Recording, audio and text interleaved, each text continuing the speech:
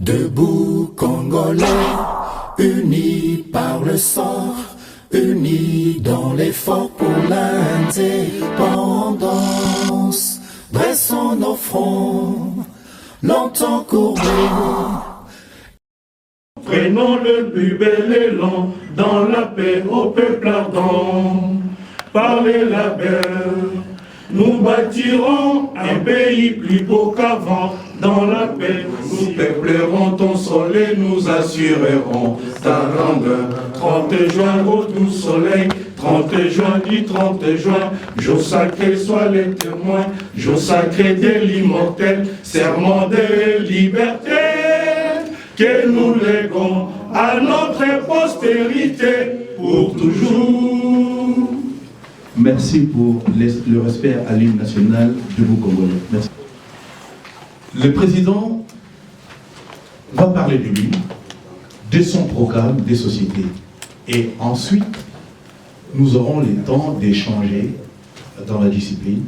Chacun pourra lever son petit doigt pour demander la parole avec le respect de tout un chacun. Je vous remercie de suivre attentivement le président Georges Aloula. Madame, Messieurs, chers compatriotes, bonjour. Bonjour. Et bienvenue à notre conférence débat de ces jours malgré vos nombreuses occupations. Je voudrais d'abord m'acquitter d'un devoir de mémoire, celui de rappeler les combats de toutes les militantes et de tous les militants qui ont disparu depuis l'occupation de la République démocratique du Congo. En leur mémoire, je voudrais vous demander d'observer une minute de silence. Je vous remercie.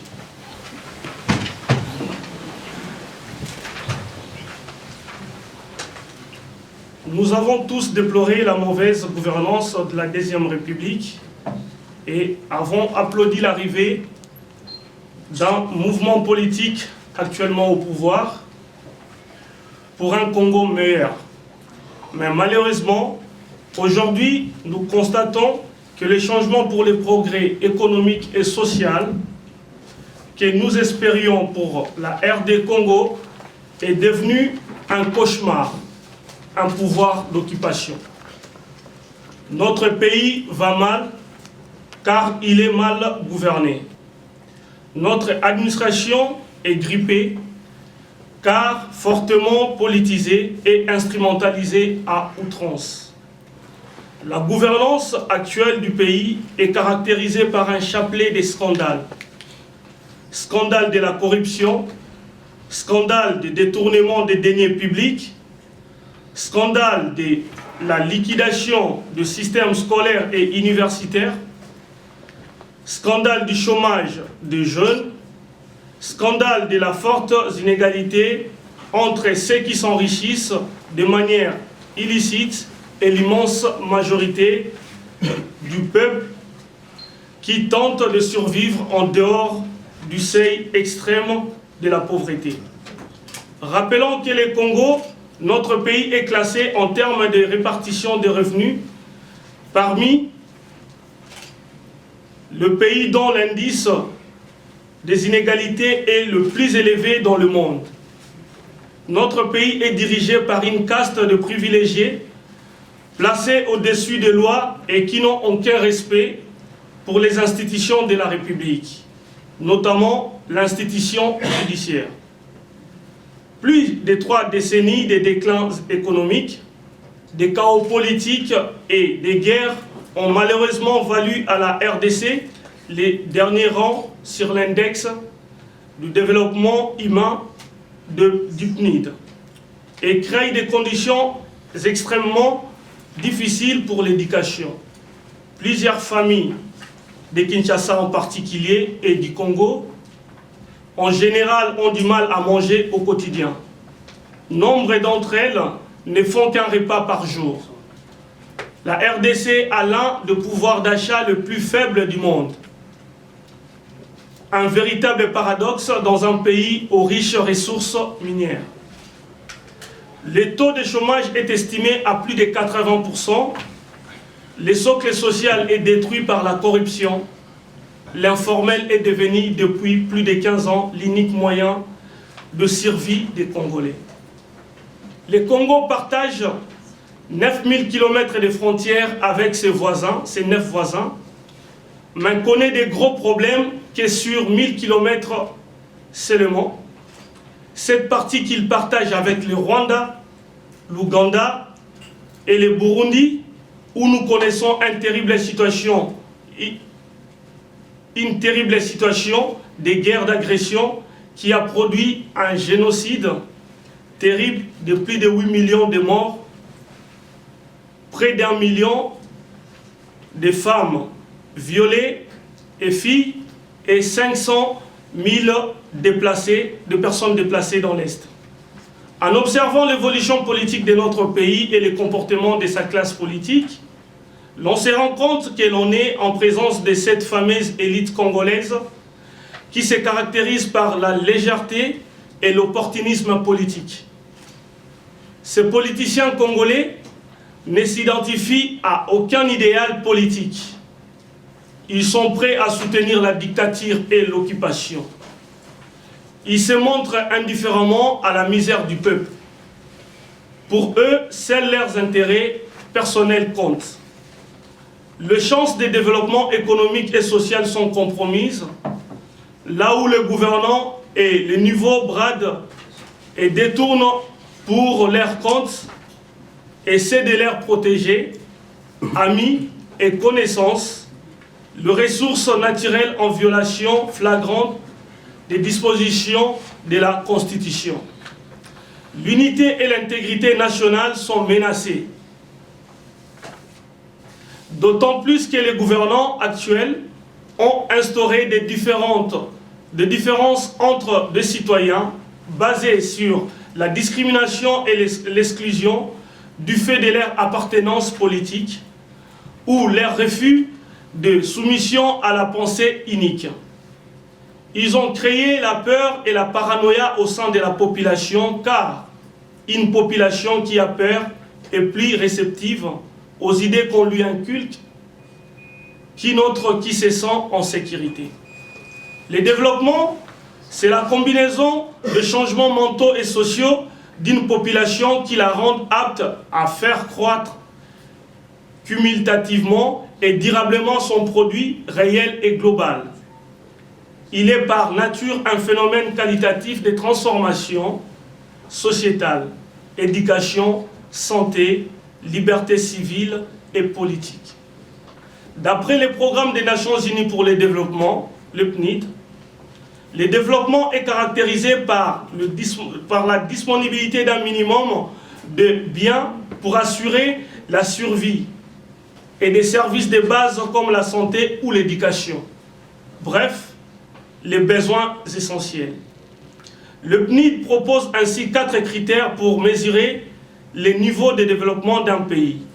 La productivité qui permet d'enclencher un processus d'accumulation, la justice sociale, c'est-à-dire les richesses doivent être partagées au profit de tous. La durabilité, les générations futures doivent être prises en compte. Le développement doit être engendré par la population elle-même et non par une aide extérieure. Quelle est alors la position de la République démocratique du Congo? Nous constatons que depuis cette soi-disant libération, en RDC, les besoins fondamentaux de l'homme ne sont pas couverts. Alimentation, sécurité, santé, éducation. Nous enregistrons une pauvreté de masse, de fortes inégalités à l'intérieur du pays, la forte mortalité et la sous-alimentation, une défaillance totale de l'éducation, une crise de santé publique, un partage très inégalitaire de richesses, captation des fruits d'une économie désarticulée par un groupe de gens au pouvoir depuis 2001, au détriment du reste de la population. Une faible insertion dans le commerce international, pillage des ressources naturelles, absence de liberté publique qui empêche la population de disposer des capacités à pouvoir mener une vie digne et sensée d'entreprendre. Considérant que le progrès économique et social traduit l'extension des possibilités humaines, celui-ci nécessite 3 conditions: de vivre longtemps et en bonne santé, de s'instruire et, enfin, d'accéder aux ressources permettant de vivre convenablement. La famine règne en RDC, un pays riche en ressources naturelles. Mais celle-ci n'est pas due à un manque de nourriture, mais en partie par la volonté politique du régime en exercice. Depuis la fin des années 1940, l'Inde n'a plus connu de famine, car chaque fois qu'il y avait des risques, l'opposition politique et la presse libre ont pu faire pression sur le gouvernement pour mieux répartir les ressources alimentaires. A l'inverse, la Chine a connu des famines de grande ampleur durant cette période parce que le régime dictatorial empêchait l'expression de minorités affamées, expression qui aurait pu être répercutée par une presse libre. Dans la société démocratique, la liberté négative assurée par la presse libre et l'existence d'une opposition politique permettent de sauvegarder les libertés positives de la population qui consistent, dans cet exemple, à se nourrir. C'est le cas de la République démocratique du Congo actuellement et qui manifeste tous les symptômes de la pauvreté. Le Congo est aujourd'hui parmi les pays les plus pauvres au monde suite à cette volonté politique. À titre d'exemple, en 2014, le budget de la RDC était de 8 milliards de dollars américains pour 70 millions d'habitants, soit 127 dollars par habitant et pour 12 mois, soit 9 dollars par mois à chacun. Les hôpitaux congolais sont dans un tel état que tomber malade au Congo est une catastrophe naturelle. Cette situation met en danger la santé des millions d'habitants qui n'ont pas le moyen d'accès aux médicaments. Par contre, la fortune du président de la République est estimée à plus de 15 milliards de dollars. Sur la même période, le budget de l'Angola était de 62 milliards de dollars pour 19 millions d'habitants, soit 3 315 dollars annuels par habitant et par mois, 276 dollars. Le Congo n'a pas une armée structurée, capable de défendre ses frontières. Cette situation est entretenue par ses pouvoirs d'occupation pour leurs intérêts.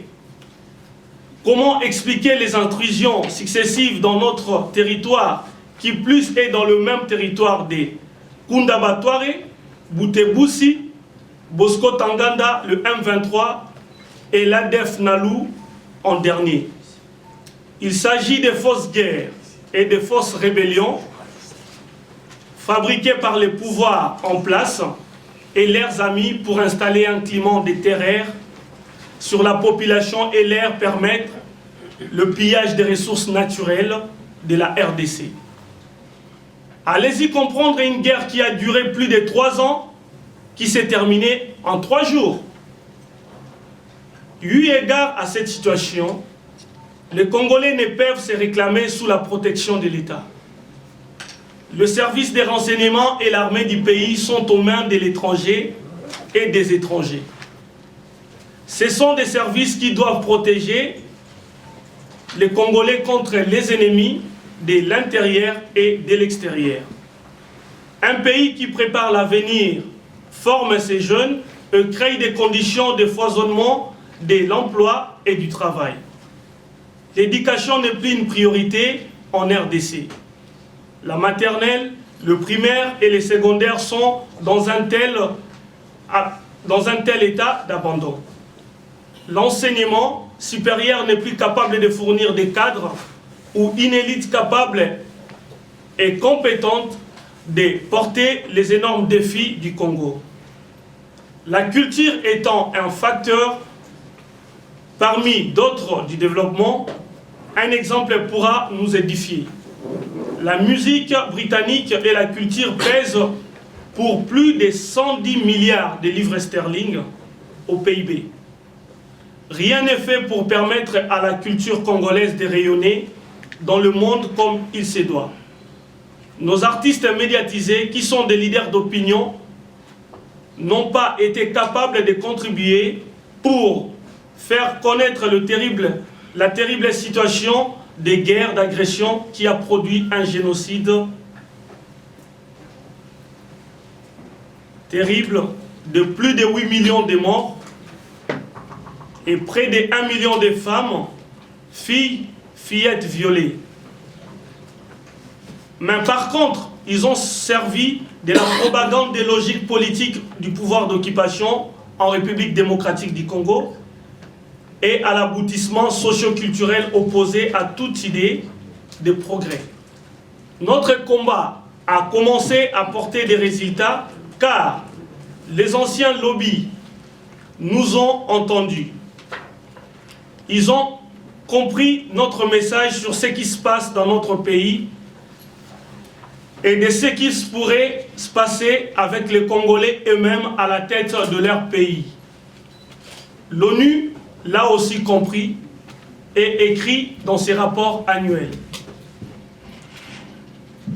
Avec cet éveil des Congolais, il faudra aller jusqu'au bout de notre combat, la libération de notre pays dans toute son intégrité, en faisant échec à leur projet de se maintenir au pouvoir par tous les moyens. Il faudra que les Congolais se réunissent autour d'un interlocuteur avec un projet de société fondé sur le progrès social et économique durable, soutenu par des partenaires internationaux, amis du Congo, et qui ont compris la vraie situation et veulent aider ce peuple à retrouver sa dignité. Il y a quelqu'un qui a fait ce travail avec Maestra et autour de lui une équipe compétente de patriotes avec un projet de société bien structuré, chiffré, détaillé et reconnu et soutenu par les institutions financières et économiques pour sa qualité intrinsèque et son équilibre. Ce monsieur est bien Georges Alula Makita, qui, avec le concours de tous les Congolais, nous pouvons sortir de ces cauchemars et avoir un sourire. Ces partenaires et nos partenaires sont prêts à travailler avec la RDC, mais leur desiderata à la magistrature suprême de la nation, voire les sus nommés et son équipe d'amis, gagnant-gagnant. Pour cette fois, un Congo sans les Joseph, ni les désirés, à la tête des institutions, car ils n'ont apporté que malheur au Congo. C'est ainsi un nouveau Congo se verra, avec un George comme Washington aux États-Unis. Soyons unis et tenons bon, nous vaincrons. J'ai dit et je vous remercie.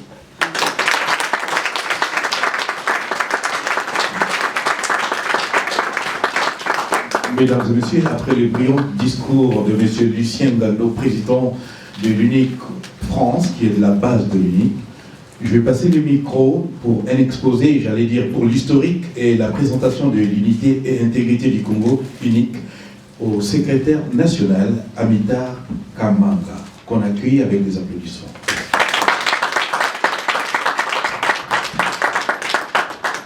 Chers compatriotes, chers amis du Congo,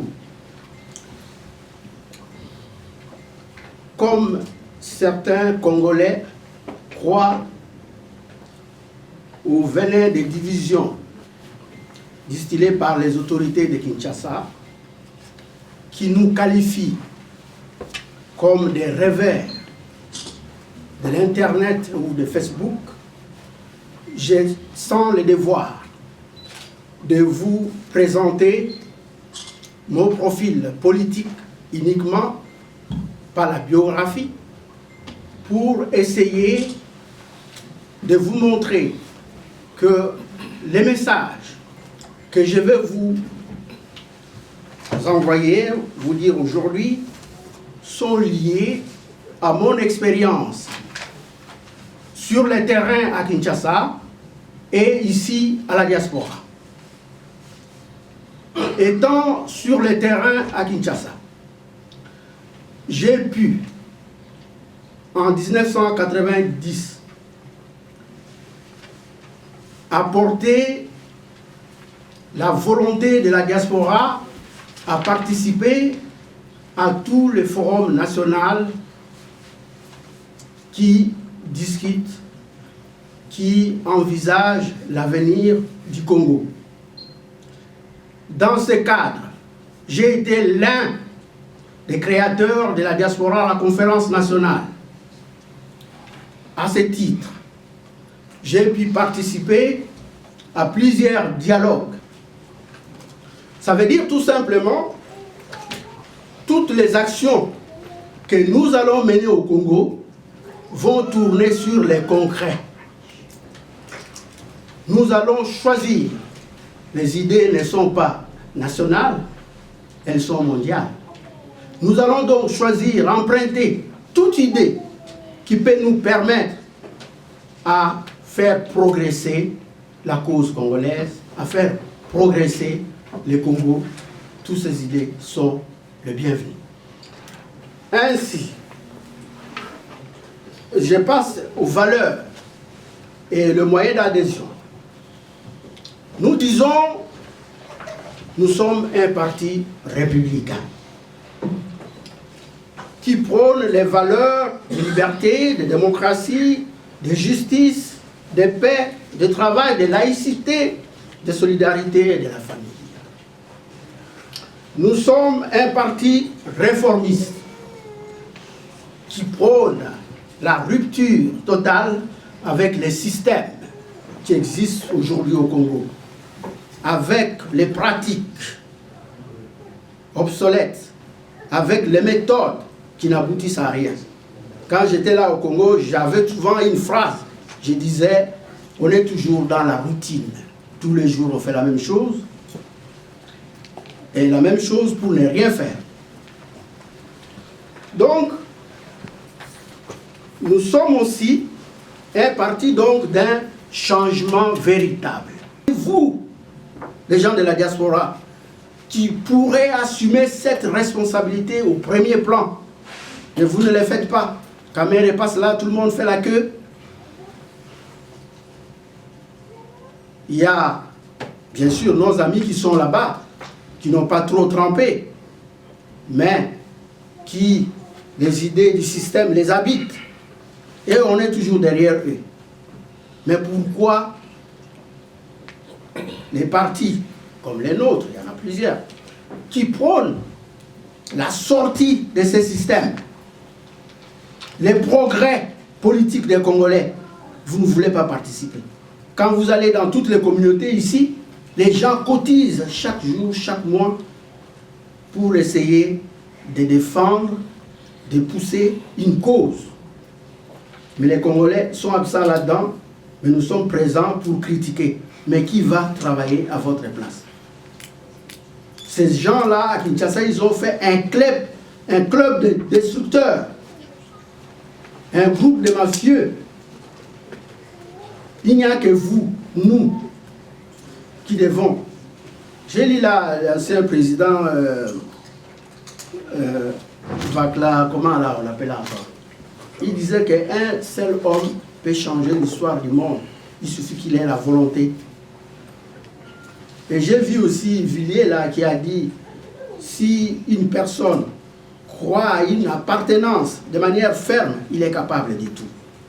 Et je suis sûr que vous croyez à appartenir à une nation qui s'appelle Congo.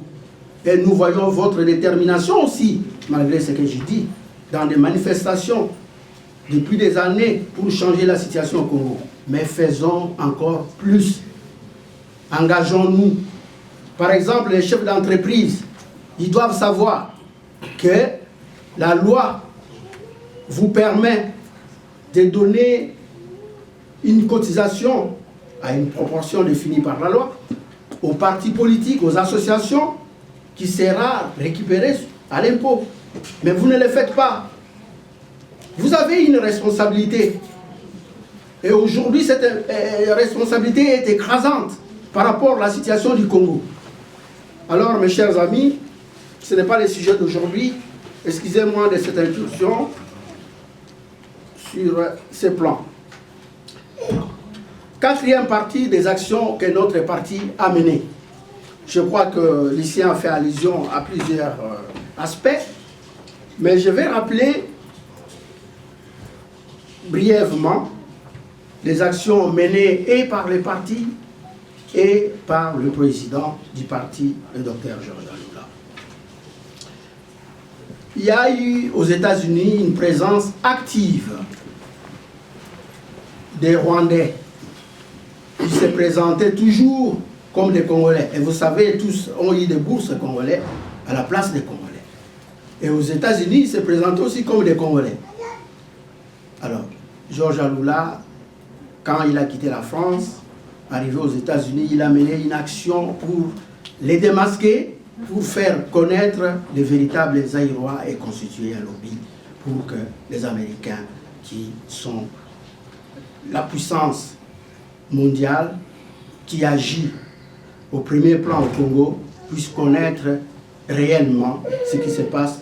Bon, ils connaissent avec les services de sécurité, mais sur le plan surface, ce qui se passe au Congo. Il a aussi, comme Lucien a dit, écrit un bouquin, je ne reviens pas. Ce bouquin, quand même, ce livre est très important par rapport à l'époque où il est sorti et dans les circonstances où il est sorti. Parce que c'était à l'époque les rapports Mamping, qu'on appelle rapport Mamping, qui démontraient comment les richesses du Congo, les richesses naturelles, les ressources naturelles sont exploitées de manière illégale par les belligérants et par le pouvoir en place. Et ce rapport a été bloqué par le lobby, les gens disent le lobby rwandais, bon, vous connaissez quel lobby. Ce rapport a été bloqué. C'est grâce à l'activisme du président Alula qui a pu soutirer les documents qu'il a mis dans son livre, et quand c'était publié, c'était devenu public, on a été obligé de faire sortir ces rapports 2 ans après. C'est très important pour le Congo. Aussi, il a pu, pour ne pas trop parler à ce sujet parce que Lucien en avait parlé, essayer de porter notre programme au niveau des instances financières et politiques. Nous félicitons ici son action, nous remercions son action. Et les partis ont joué aussi un rôle déterminant dans la mobilisation, dans la sensibilisation et dans l'installation dans le monde et au Congo.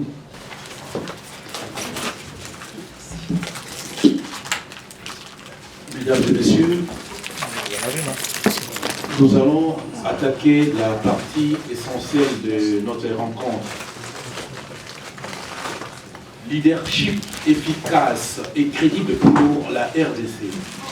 C'est le thème qui va développer notre orateur du jour.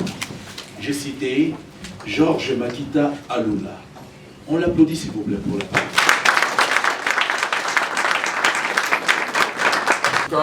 C'est avec beaucoup d'émotion que je reprends la parole ici à Paris, presque 10 ans, depuis la dernière fois que nous avons fait cette conférence à la salle Bruxelles de l'autre côté. Vous m'excusez, je sens que ma voix a été un peu attaquée, mais je vais faire le nécessaire pour pouvoir assumer les messages que je vous ai amenés cet après-midi. Par la coupure de main, quel que soit l'âge, les enfants, les grandes personnes, etc. Et tout ça, c'est la base, c'est économique. Quand je dis économique, c'est quoi? C'était la production du caoutchouc avec la découverte de l'industrie automobile qui a fait qu'il fallait produire du caoutchouc pour fournir les pneus à cette industrie automobile qui venait de s'élancer. Non seulement le Congo est riche avec ses richesses naturelles, mais il y a aussi la production de cuivre, les diamants du Congo, les diamants industriels qu'on trouvait particulièrement au Congo, a permis d'avoir des outils de grande capacité à cause de la capacité de coupure des diamants industriels. Je dirais que le Congo a beaucoup donné jusqu'à lors de la première guerre mondiale. Beaucoup d'entre nous n'ont pas connu leur arrière-grand-père parce que beaucoup de nos grands-parents sont partis à faire ces guerres et ils ne sont jamais revenus. Je porte le prénom le post-nom de Makita, qui est mon arrière-grand-père, qui était dans la force publique, qui est parti, qui n'est jamais revenu.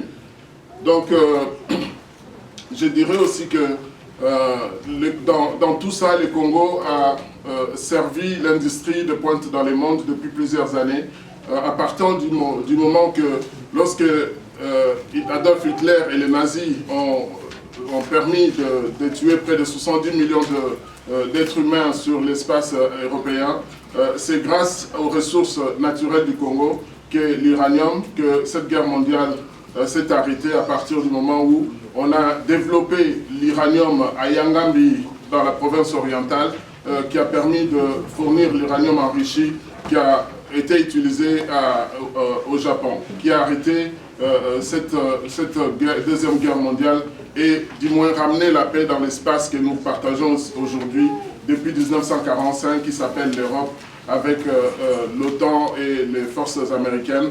Ça a permis aux uns et aux autres de se connaître leurs capacités. Je dirais aussi que notre pays, qui n'a pas été préparé pour reprendre son indépendance, s'est lancé dans une situation qui l'a mis en étau, qui justifie le conflit d'intérêts entre les grandes puissances, mais surtout sur nos territoires. Donc là, je me permettrai de rentrer dans les slides que j'ai préparés pour vous.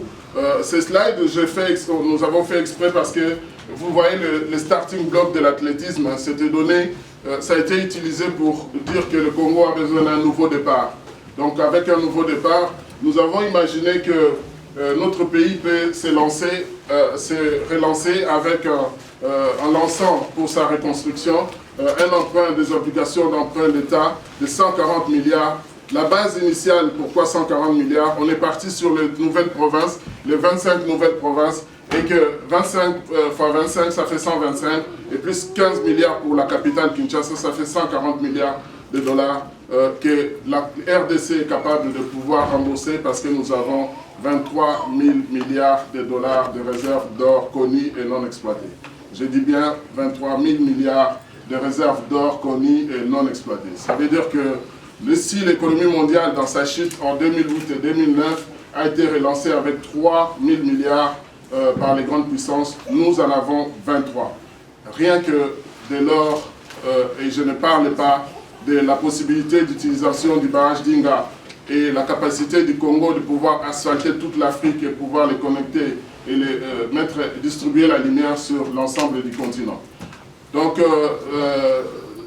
avec la première fois que j'ai évoqué la possibilité de financer la RDC en raison de 37 milliards et demi chaque année au devant des Américains de l'Institut du Trésor américain, la remarque qu'ils nous ont lancée à la communauté congolaise à Washington, c'était de dire « You start talking seriously ». Vous commencez à parler sérieusement. Ça, ce sont des chiffres qu'on attendait de vous.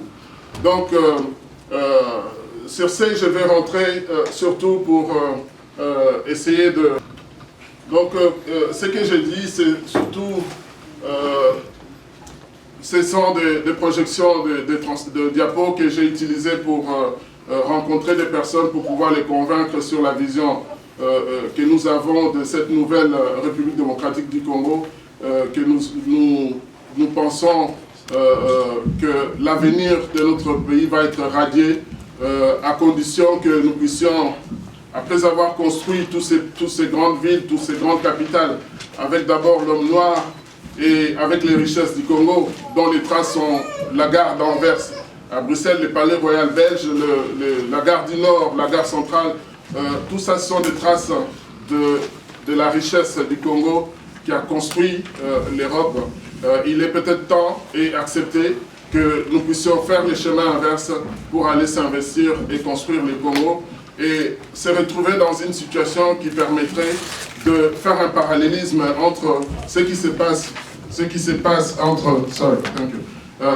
de faire un parallélisme entre ce qui se passe entre les rapports des États-Unis d'Amérique et les pays dans lesquels ils ont investi avec le plan Marshall, comme la Belgique, la France, partout où les États-Unis sont passés.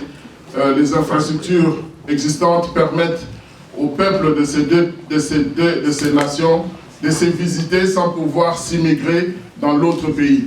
Je m'explique, quand les Français vont en vacances aux États-Unis, ce sont des vacances pour une courte durée, ils reviennent chez eux. J'ai aussi été témoin d'une anecdote qui m'a été racontée. Pourquoi l'Amérique ne peut pas venir intervenir militairement au Congo? C'est simplement dû au fait que les GI, les militaires américains, ils font la guerre la journée, le soir ils dorment à l'hôtel. En Irak, il y avait suffisamment d'hôtels pour pouvoir héberger les GI américains, c'est pourquoi ils ont eu la facilité de pouvoir faire ces actions dans ces pays. Et là, tout ce temps aux États-Unis m'a surtout permis de reconnaître à la France ses spécialités. C'est que les Français ont la capacité, comme ils l'ont prouvé avec l'opération turquoise en Afrique, où ils sont allés arrêter les carnages de près de 50 000 hommes en Ituri, de pouvoir faire les combats en Afrique, et l'Amérique reconnaît cette capacité-là à la France.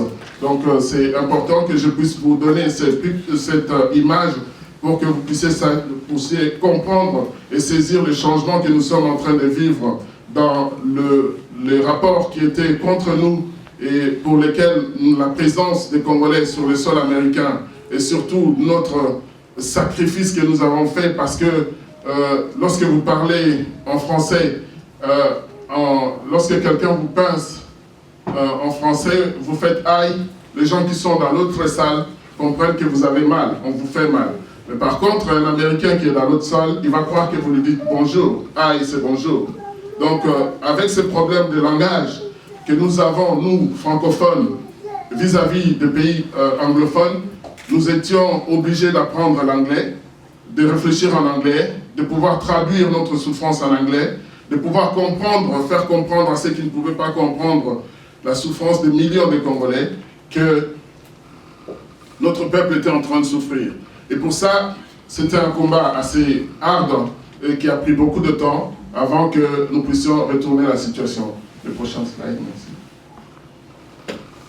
merci. Je me suis lancé, mais j'avais fait comme un agenda où je souhaitais vous parler de ces 6 points. Les 6 points, c'est... bon, j'ai été introduit au niveau de mon parcours, qui a commencé ici en France. J'ai été l'un des premiers cadres africains, cadres supérieurs africains ici en France, notamment dans les groupes comme Alcatel Câble. J'ai piloté la Banque Société Générale en termes d'infrastructure informatique pendant 2 ans. Donc toute la sécurité de la banque était entre mes mains.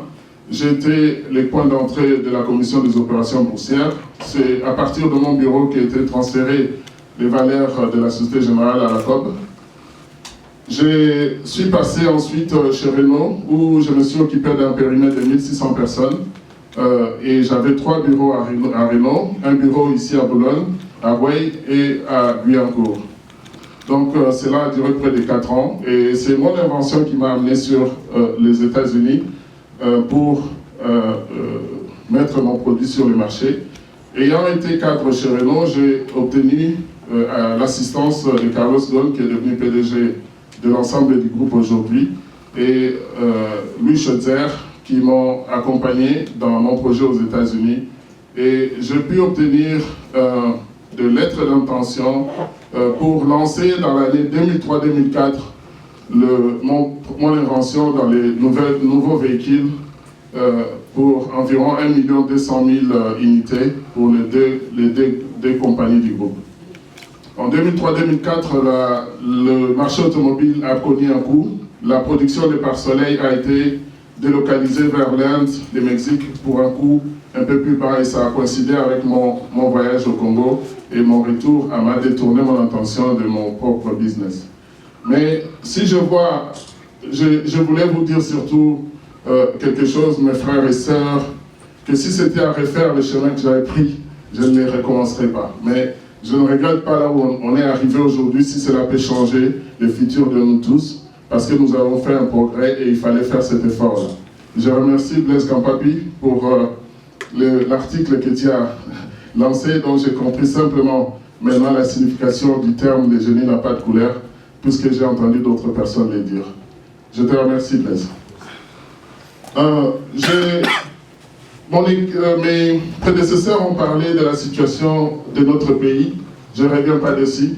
Ils ont évoqué le point 2, le point 3. Je crois que dans le point 4, c'est là où se trouve le cœur de mon intervention de cet après-midi. Je dirais que on a dit que le programme de 140 milliards que j'ai présenté a subi toutes sortes de tests de validation. Donc j'ai été à la demande du secrétaire d'État américain présenter ce programme avant qu'il ne soit introduit au niveau de la Maison-Blanche et au niveau des autres autorités. Un extrait de la lettre que vous voyez, c'est la lettre que le président Obama m'a adressée pour reconnaître la vision bien fondée du programme économique que nous avons présenté. Je dirais simplement que c'est un programme qui fait 300 pages. C'est un programme pour lequel personne m'a payé un rond. C'est un programme pour lequel j'ai simplement donné mon temps parce que lorsque les livres qui est sur la table étaient sortis, j'avais indiqué cette voie à suivre. Et au niveau du département d'État, l'officier qui m'a reçu au retour du voyage de Hillary Clinton au Congo, que j'avais parlé avec lui avant que la délégation ne parte, m'a simplement dit que vous venez de me démontrer que la meilleure solution c'est celle que vous avez et je vous recommande d'écrire ce que vous venez de me dire comme un programme à part que vous allez nous soumettre pour qu'on puisse la regarder parce qu'il n'y avait pas d'autre... on était totalement faux parce qu'on pensait que en aidant la RDC à avoir une armée, une police et nous, les barrages d'Inga, tout allait se mettre en place. Et c'est comme ça que ce programme, quand j'ai commencé à l'écrire, un beau jour après une dizaine de pages, je me suis senti comme dans une sorte de blocage parce que j'avais estimé que le travail que je faisais en tant que consultant, c'est ce travail-là qui pouvait me permettre d'être payé 100 ou 200 $ de l'heure, mais je ne voyais pas qui allait payer. Mais j'ai la personne avec qui je parlais au téléphone pour dire ma douleur, m'a simplement fait comprendre que le bon Dieu était mon client et qu'il paye toujours ses dettes. En disant ça, j'ai simplement reconnu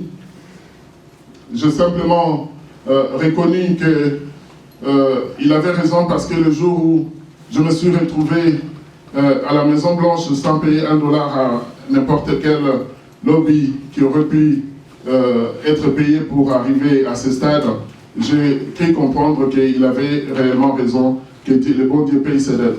Dans ces slides, dans ces diapos, je dirais simplement c'est le témoignage d'un agent américain qui s'est infiltré chez moi. J'avais compris le jeu et qui m'a fait cette lettre pour dire que votre plan, s'il est appliqué avec la détermination que vous avez donnée, va régler les problèmes de corruption et tout ce qui s'ensuit sans qu'il y ait même de loi d'écrit. Il suffit de suivre le programme qu'il m'a vu lui détailler. Prochain slide. Et là, on en vient à ce qui nous concerne par rapport à notre situation, la situation de notre pays. J'ai été candidat à la présidence en 2006 et je n'ai pas fait la course jusqu'à la fin parce que j'avais été informé de la situation de guerre qui arrivait et j'ai dû sortir du pays en créant beaucoup de déceptions autour de moi et dans mon équipe aussi, ici. Et Ayant vécu cette expérience avec beaucoup de douleur, nous avons commencé en 2013 de parler des élections de 2016. Et lorsque nous avons pris sur la radio sans effet, l'initiative de dire que je serai candidat à la présidence en 2016, nous avons été attaqués dans tous les sens et de toutes les façons, de toutes les manières possibles. Mais nous avons posé le problème de cette façon-ci pour ceux qui disent qu'il faut passer par le plan B. Nous disions à l'époque que si vous avez un plan B, 2013-2016, il y a 3 ans d'écart entre ça, please, faites-le tout de suite ou faites-le l'année prochaine, comme ça nous laisse 2 ans de campagne, parce que nous devons établir la démocratie au Congo. Et ça c'est ce que nous avons donné comme message à nous les combattants et les résistants pour leur dire que nous avons été sur le terrain en 2006, à 6 mois des élections, et c'était vraiment de la on a été totalement désillusionnés, parce que le peuple est dans une famine, dans une situation très, très, très difficile, que les beaux discours ne valent absolument rien. Donc il faut faire comme tout le monde, si on peut. Mais ce que nous avons fait, c'est que nous avons utilisé les réseaux sociaux, comme l'a dit M. Amitar tout à l'heure, pour essayer de découvrir d'abord des volontaires, des Congolais qui peuvent travailler sans demander de l'argent ou attendre de l'argent de Georges Aloula, parce que mon idéologie, c'est de dire aux gens, vous ne travaillez pas pour moi. Moi, je travaille pour tous ces enfants qui dorment dehors, tous ces enfants qui sont devenus des Koulouna, toutes ces jeunes filles de 9 ans qui font de la prostitution au Congo, c'est pour eux que je travaille. Donc, j'ai invité mes compatriotes pour qu'ils puissent me rejoindre sans regarder ma poche, sans regarder comment ils allaient payer, mais donner leur intelligence pour la cause nationale. J'ai quand même découvert pas mal de gens en Afrique du Sud, en France, en Suisse. Partout, des Congolais se sont mis volontairement à travailler pour UNIC parce que notre cause, c'est notre nation, notre pays. Il a circulé sur Internet des affiches électorales avec des fautes de français. Mais j'ai laissé circuler pourquoi? Parce que c'était quelque chose, comme on dit en Swahili, Tchakoupé Oina Kilongesha. Je le dis exprès. Pourquoi? C'est-à-dire quand on fait un cadeau n'a pas de prix. C'est-à-dire que quand je vois une affiche faite par quelqu'un qui avait juste copié un message d'une autre personne qui a écrit Georges sans les R, il a pensé que c'était mon nom, il a balancé sur une jolie affiche qu'il avait faite, je l'ai adoptée. On m'a dit il faut changer ces affiches parce que ça vous fait une mauvaise réputation. J'ai dit non, moi j'endosse la responsabilité de ces garçons à qui je n'ai payé aucun dollar, mais qui a fait ce travail-là. Et alors, de l'autre côté, c'est quoi aussi? C'est que beaucoup de Congolais parlent d'autres langues. Cette affiche vient de l'Afrique du Sud, où on parle l'anglais. Donc, quand on fait les conjugaisons, les grammaires, etc., on a déjà commencé à oublier, là où il faut mettre les S, etc. Tout ça, ça sort sans que nous puissions passer par notre bureau, qui est en cours de se mettre en place, comment on peut laisser passer ce genre d'affiches. Mais je dis simplement aux gens, à tous ces volontaires, que j'assume vos erreurs parce que nous avons besoin de commettre des erreurs pour que nous puissions les corriger ensemble, parce que c'est un travail, lorsque nous allons nous regrouper, nous aurions des bureaux, des bâtiments, etc. Ça nous permettra de pouvoir faire un travail encore plus beau, encore plus correct. J'ai indiqué tout à l'heure que la République démocratique du Congo doit bénéficier des investissements de nos partenaires et des places boursières dans le monde, parce que à partir de notre pays, nous mettons le monde en danger si l'uranium qui sort de notre pays n'est pas contrôlé. Je m'explique. Avec l'industrialisation ou le traitement de l'uranium sur place dans notre pays, et avec les systèmes de sécurité, l'armée et les systèmes de défense que nous allons mettre en place, on pourra stocker l'uranium médical, énergétique, militaire et d'autres applications à des compartiments et à des endroits sécurisés par la force et la puissance de l'armée congolaise de demain, que je vous dirai un mot à la prochaine plus tard. Le Congo, avec 23 000 milliards de réserves d'or, peut faire bouger toutes les places financières au monde. Si nous mettons 10 000 milliards d'or sur le marché, nous pouvons basculer l'économie mondiale. Et aujourd'hui, avec la capacité qu'ont atteint un certain nombre de pays d'envoyer des missiles balistiques à grande distance, les souvenirs de 11 septembre et les souvenirs du 11 septembre sont des raisons vraiment justifiées pour que nous puissions, le monde puisse se retourner et regarder la République démocratique du Congo avec un autre œil. Je vais vous passer, puisque on a parlé de ces livres, et je dirais simplement que ce livre a été sorti sous forme de CD et existé en français pendant des années, simplement parce que ça a été fait dans le but de faire comprendre aux Américains que j'avais croisés en 2005 lors de ma tournée aux États-Unis que lorsqu'on parlait du Congo, c'est comme si on parlait du ciel au monstre ou quelque chose comme ça. Donc ce qui m'a poussé, non seulement au lieu d'écrire les livres en français comme j'aurais pu le faire, mais je l'ai écrit en anglais, et Dieu merci, ce livre a eu les conséquences et les changements que vous avez remarqués en voyant toutes les forcing que l'administration américaine a fait pour obtenir que le mandat du président soit limité et que les élections puissent se faire, parce que dans ces livres, nous avons démontré l'intérêt des États-Unis d'avoir un Congo fort et prospère.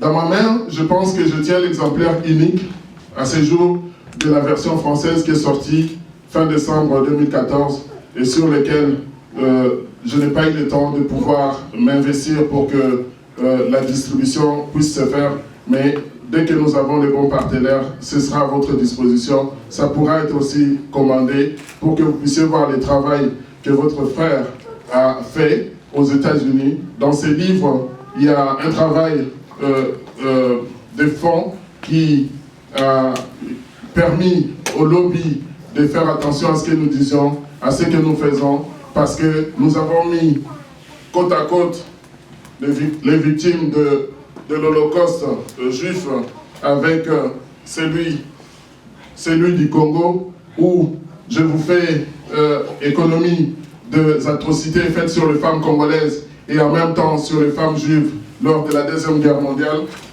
Vous voyez, comme vous pouvez les voir ici, les enfants, nos petits-enfants coupés à la machette sur leur tête.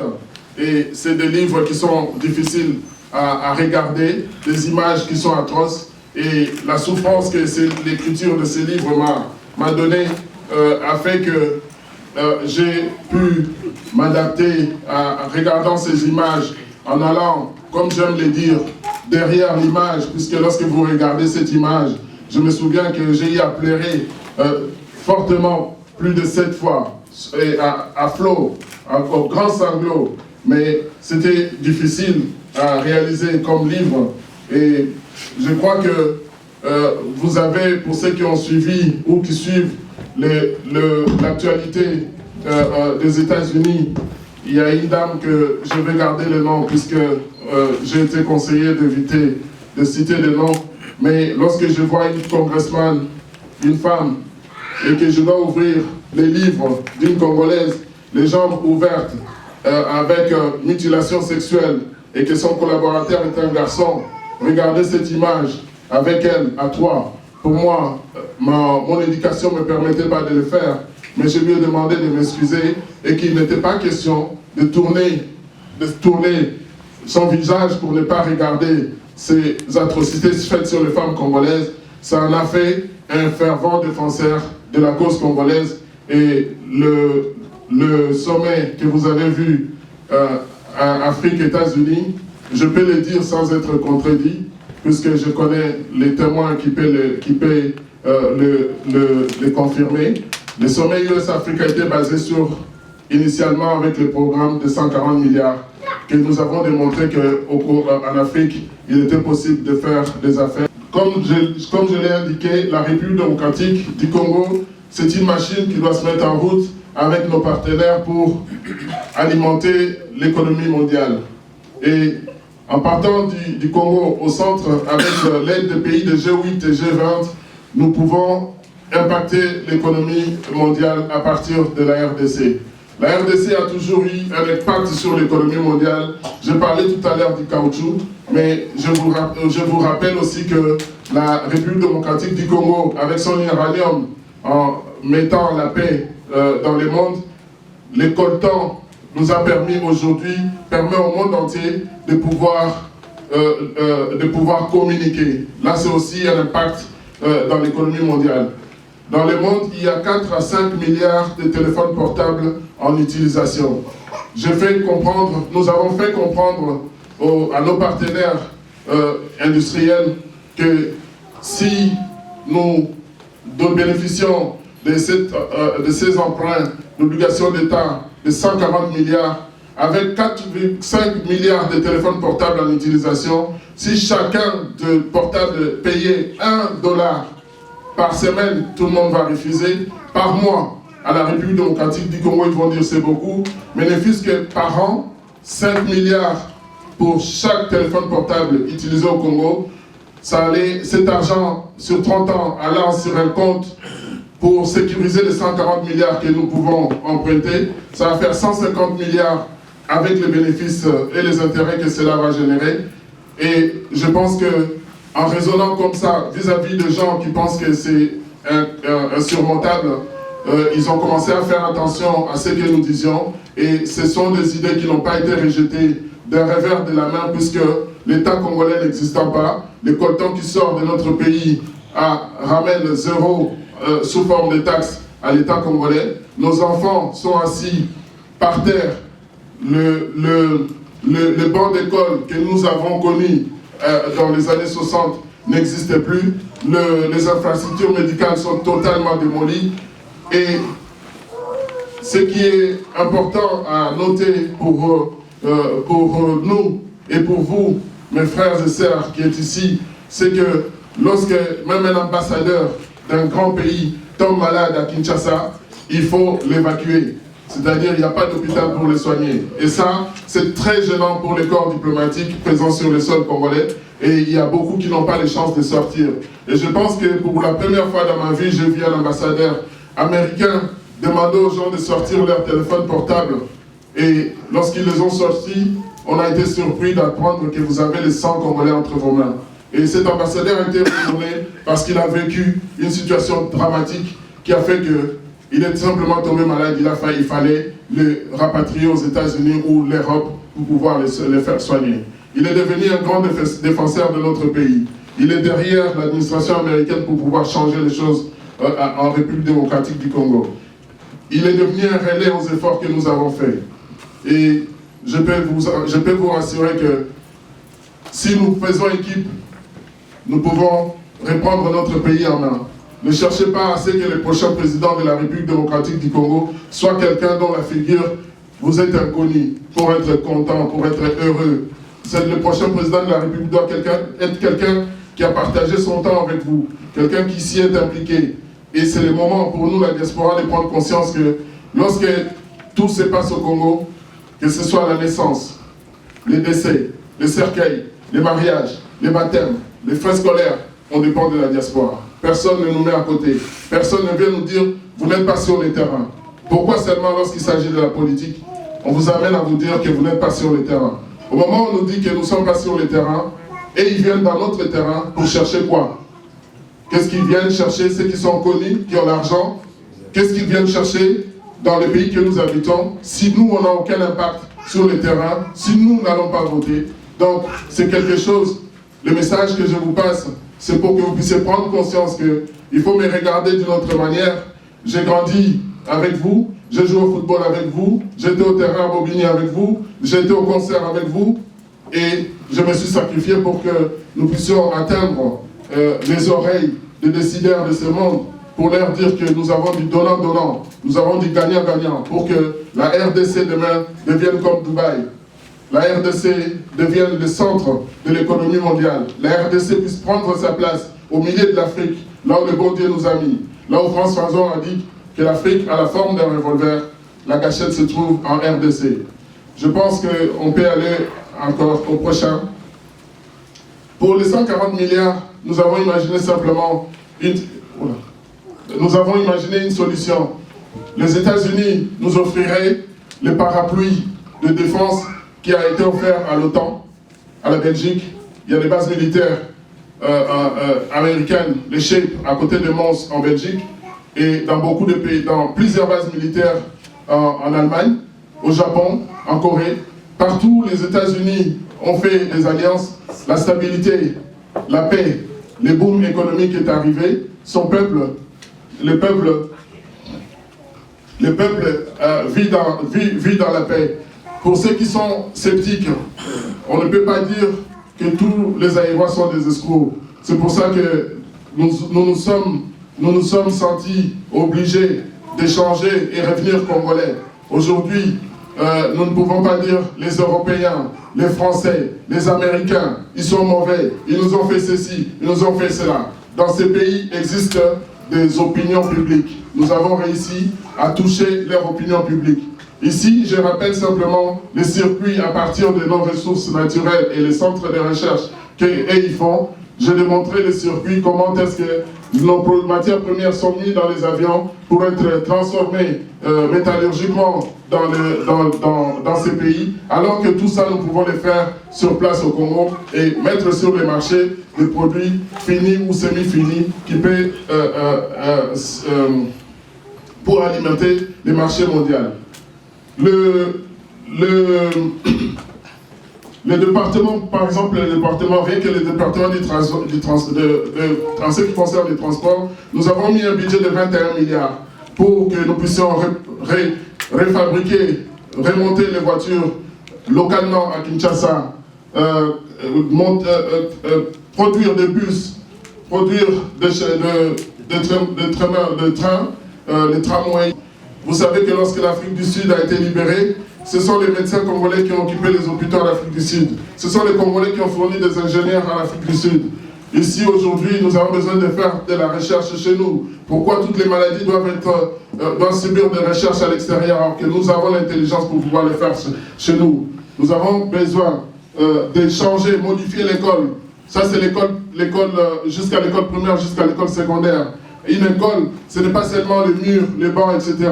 Il y a un service médical, il y a la police, il y a tout ce qu'il faut là-dedans pour que nos enfants ici, qui n'aillent pas étudier en Afrique sous forme de punition, mais qui disent « je vais aller étudier au Congo ». Ça, c'est le Congo que nous proposons à nos enfants pour demain.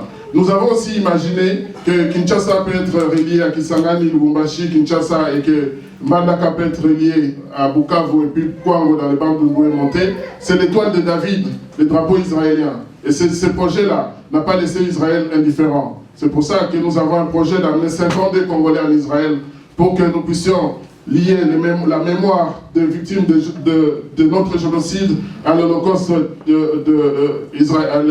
juif et apprendre comment ils font la gestion de la mémoire.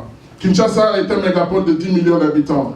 Il n'est pas impossible que nous puissions avoir des tramways à Kinshasa, mais nous pouvons le faire. Donc, économiquement viable, Kinshasa fait partie des top capitales dans le monde pour lesquelles le niveau de business est assez important. Lorsqu'on a été dans l'automobile et qu'on se rappelle qu'à Massina, il y avait des usines de montage, nous pouvons simplement rappeler ces gens que dans l'apprentissage de ce que le système dans lequel nous avons plongé, il y a eu des erreurs de parcours, la zaïrénisation, etc. Mais qu'aujourd'hui, en ayant des win-win, gagnant-gagnant, nous pouvons répartir sur de nouvelles bases. Tous ces bus, toutes ces infrastructures dépendent des métaux. Les sièges de métaux ou la source de métaux qui sont utilisés pour fabriquer ça, c'est chez nous. Nous pouvons les transformer sur place pour en faire des bus et tout ce que vous voyez. Le Congo ne participe pas dans le système financier mondial. Nous devons mettre en place des coffres forts, des buildings commerciaux, et tout ça peut être investi dans les projets que je suis venu vous présenter aujourd'hui. Next.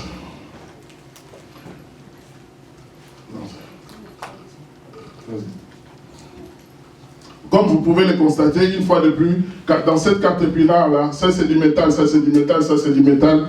En transformant les métaux chez nous, en ayant la sidérurgie de Maluku tournée en grande capacité ou installer de nouvelles unités de production ou de transformation plus proches de sources de ces minéraux, on peut à faible coût produire ces caterpillars, tout comme les cuivres. À partir du cuivre congolais, on peut électrifier et mettre de la lumière sur tous les continents africains.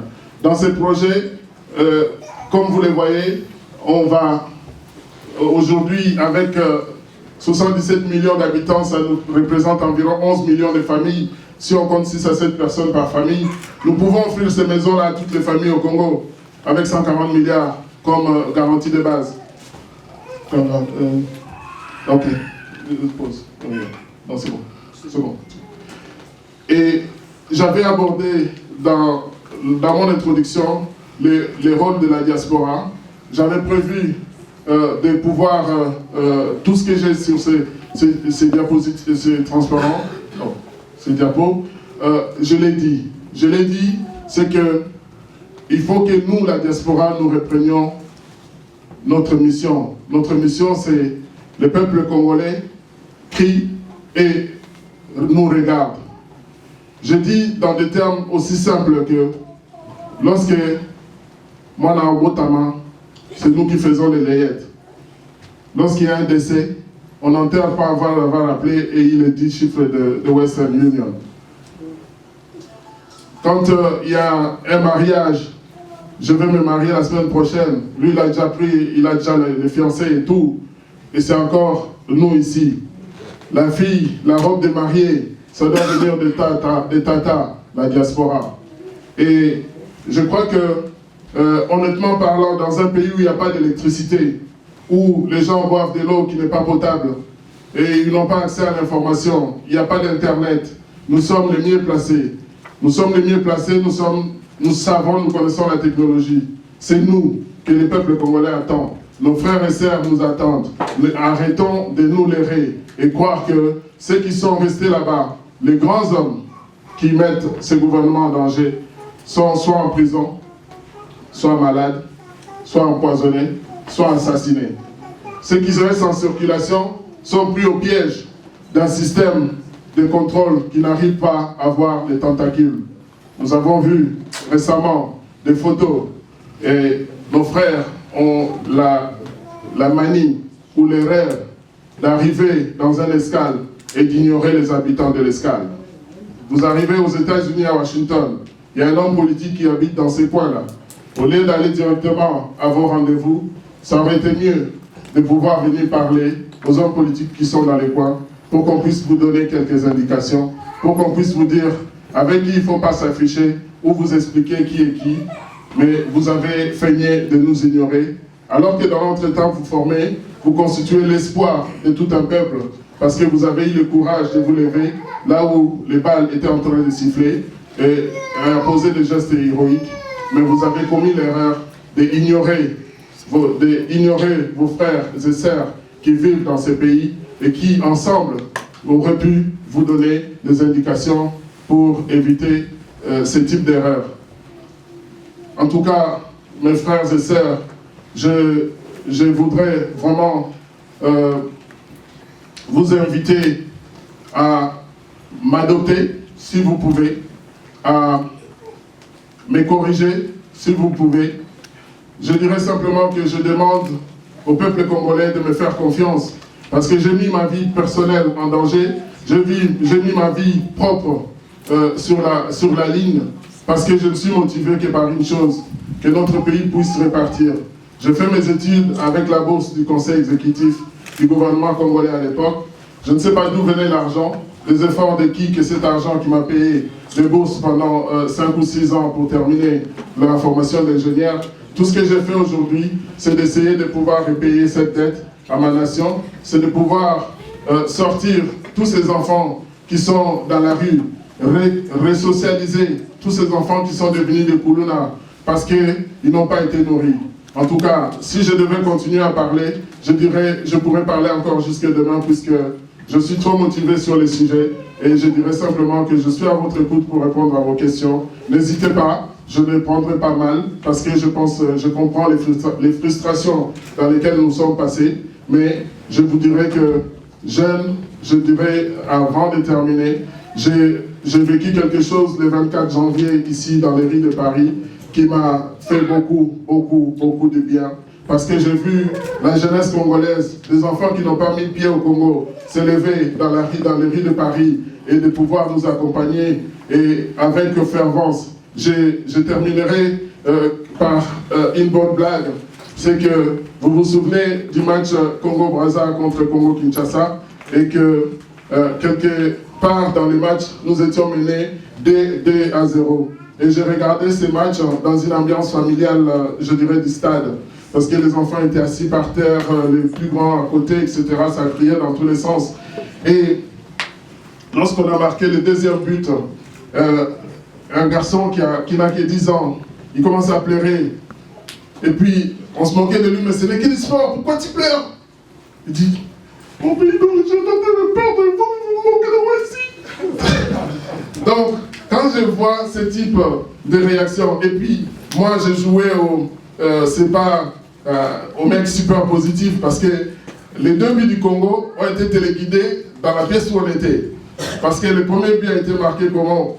La manière dont vous jouez là. Hein? Vous menez, vous avez la balle, quand les Congolais vont récupérer les ballons là, les Brazzavillais vont récupérer les ballons, ils vont vous marquer. À la seconde, les Congolais ont marqué leur premier but. Et puis il y en a un qui dit, écoute, moi je sais plus suivre ces matchs-là. Ça continue un peu.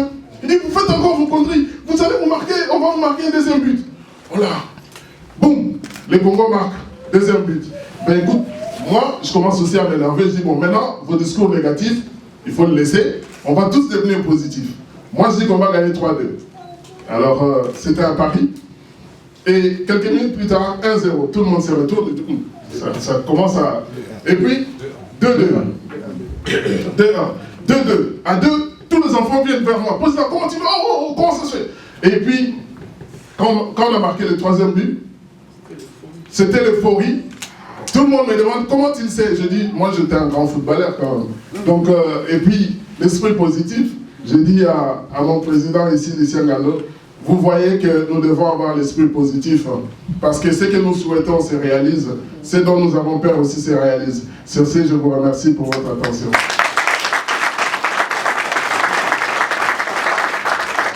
Debout Congolais, unis par le sang, unis dans l'effort pour l'indépendance.